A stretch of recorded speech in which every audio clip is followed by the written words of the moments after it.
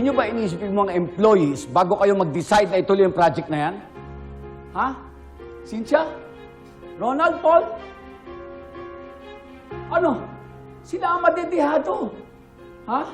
They will lose their jobs kapag pumasok na yung mga tao ng Washington Builders dito sa kumpanya. Naintindihan nyo ba yun? We have to make the necessary sacrifices kung gusto natin kumita ang kumpanya. They are not objects. Basta na lang i-discard if you have no use for them. Yung iba sa kanila, matagal na sa kumpanya. Alam nyo yun. Para na silang pamilya. Well, kung nung una pa lang, maayos yung pinatakbo ang kumpanya, hindi tayo magkakaganito. Pero ano nga bang nangyari? Napabayaan. So nasaan na ang pamilyang sinasabi mo?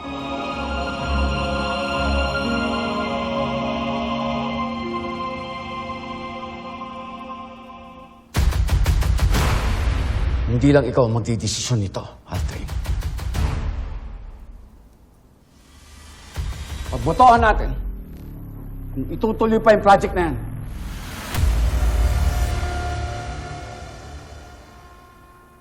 Pagbotohan natin. Sinong pabor?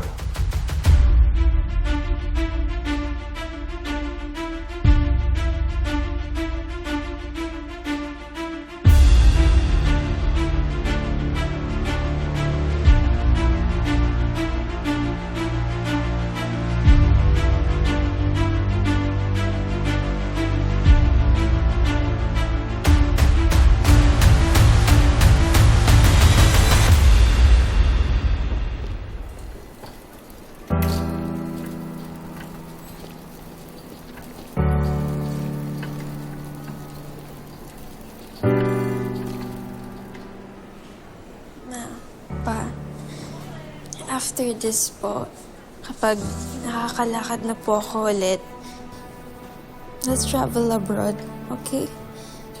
Yung plano po natin nung nandun pa po tayo sa Cebu. Yes, anak.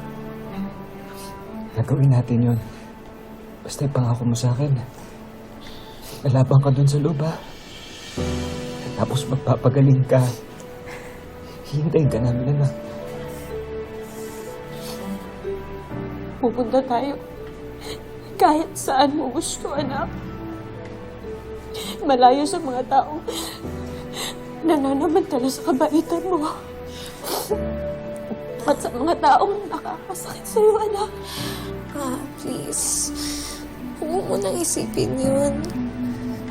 Gusto ko lang po na mabuo po tayo ulit. Tayong tatlo. Yung wala nang galit, wala na pong gulo. Just the three of us. Okay?